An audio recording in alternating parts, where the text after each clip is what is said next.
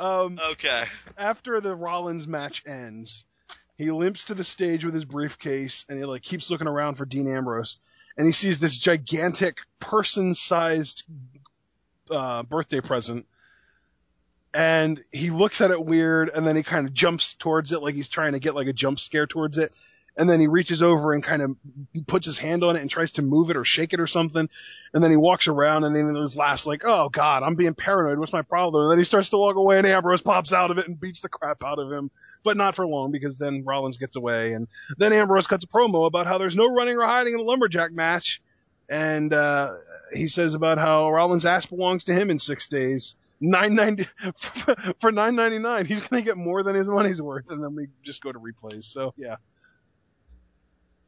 Ambrose once again delivers. I thought he got a huge pop from the crowd too, so he's still. He got a huge pop from me. He was awesome. Yeah, definitely. And what I like about this, because again, I know some people took issue with Rollins kind of hinting at something was going to happen with the gift, but you know what? I liked it because I think it shows consistency. Because how often has Rollins said that he knows Ambrose so well, that he knows what Ambrose is about? So the idea that he'd even get in his head, would Ambrose be crazy enough to do this? Yeah, he would, as a matter of fact. And then he checks through it, and then, yeah, he kind of brushes it off. But in fact, Rollins' intuition was correct. It does show how personally these two know each other, which I think raises the stock of this feud.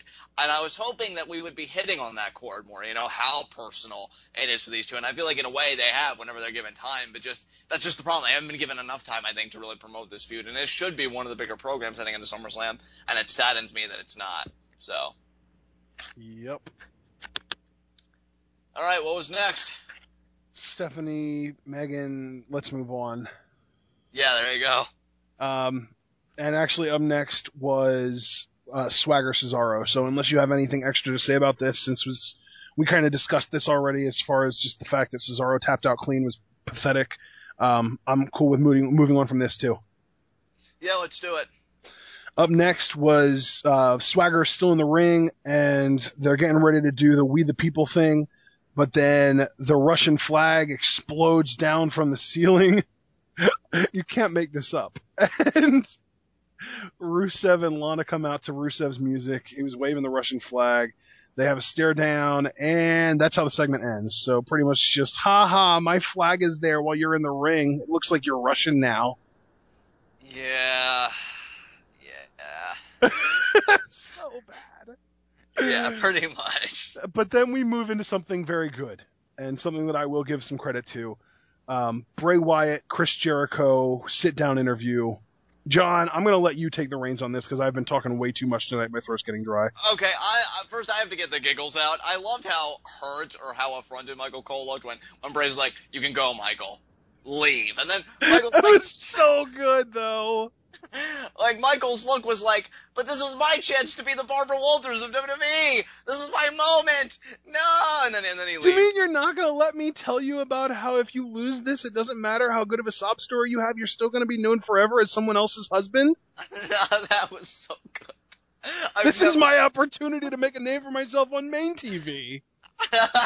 I've never been prouder of Michael Cole than I was with that Tyson Kidd interview. I could tell. Oh, that was great.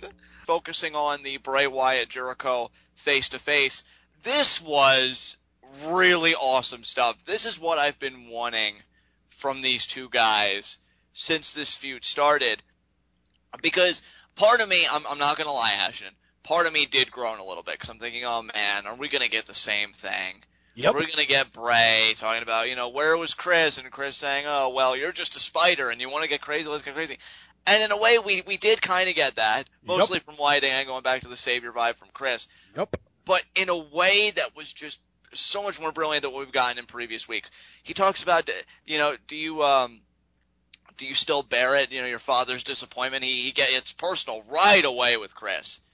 Saying, that disappointment that your father felt in you, you were drowning in it. It was a big hole inside you, trying to make him proud, and then you just got to the point where you had to be a savior for yourself. So pretty much saying, Chris, you never met your father's expectations. He always thought you were a disappointment, a disgrace, and then it just forced you to become a savior for yourself because, you couldn't impress anybody else. And then, just goes there, says to Chris, I never claim to be a savior because I'm not. I hate everything between heaven and hell. I hate everything that man has ever created, including myself. This was a Bray Wyatt that, to me, and I'm always fond of his promo work. I don't think he's ever really cut a bad promo. To me, the barometer is amazing to great to the worst case is just good. And I would classify this in the amazing territory. The places he went, both with Chris and with himself and what he's about, I feel like this is the most revealing Bray Wyatt promo that we have probably heard in quite some time, if not ever, as far as his main WWE career is concerned. Absolutely. It was very revealing, and I like that he kind of went there with the whole I don't believe in heaven and hell or anything in between and that kind of stuff. I really like that he kind of stepped out of the old I live in a swamp and like to scare people box.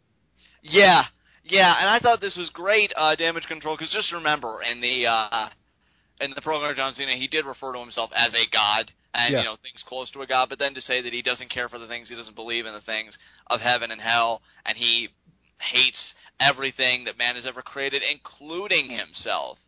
So he's admitting, he's embracing this self-loathing. He knows he's an eater of worlds. In fact, I think he referred to himself as such. He said, I am the eater of worlds. And he wants to destroy Chris Jericho at SummerSlam. Now, if I had any issue with this, it's that I wish Jericho would have talked for a similar length of time like Bray did. I wish it would have been a legitimate conversation of sorts. Because I felt like Jericho, and he had good lines here. He said, I'm not a savior, Wyatt. I've been in the WWE for 15 years, and I've worn many faces, and I can't promise you what face you're going to see at SummerSlam, because what I am, I'm no savior, I'm a survivor.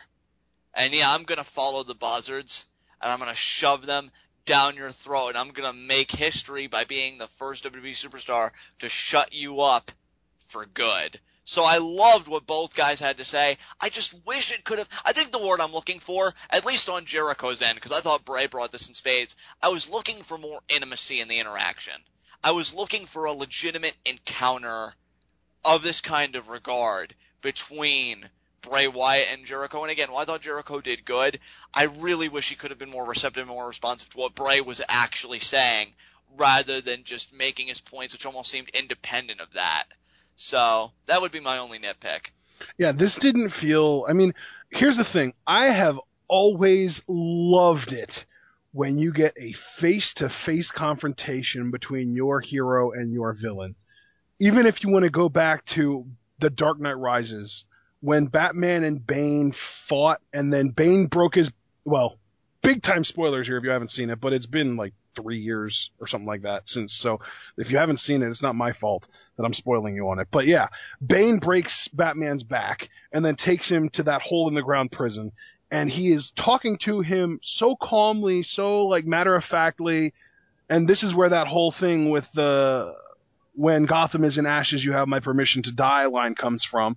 But the fact that they're so calm face to face, the man that wants to kill you and the man that you want to kill, and here you are face to face, and no physical confrontation is going to happen. It's so intense, and it really makes everything seem borderline surreal in scenarios like this, and I absolutely love it. But this kind of got lightened a little bit because it felt like they weren't even even though you could visibly see them face to face, it felt like they were just cutting two separate promos. Wyatt's cutting his promo talking to Jericho, and then Jericho's cutting his promo talking to Wyatt, but they didn't have to really be talking to each other in order for this to work, because they didn't actually say anything to each other that responded to anything that the other guy said. Right. Exactly. I agree with you on all counts. I love how Bray Wyatt took charge of the situation, too. Like I was saying earlier, how it was comical, how Cole got ejected from the whole situation. But I felt like it fit the Bray Wyatt character. He wants to be in control. I've often called him the maestro of the microphone. It's been a while since I've broken that name out. But yeah, he's the conductor of things. He wants to be in control. It's his empire he's building by the sea to watch his enemies drown. And I'm glad that he didn't give up control, even in a way that would have seemed innocuous to so many, to Cole conducting this interview. Because it's not about anybody getting to the heart of anything. It's about Bray Wyatt getting in the head of Chris Jericho, and man, did he drive it home with his promo tonight. Right, and Jericho's closing line was, he will, what was it? He said something about how he can't promise which side Bray will see him at SummerSlam, but he promises to follow the buzzards and shove them down your throat, and I'll be the first person in WWE history to leave you speechless. Exactly. Yeah, so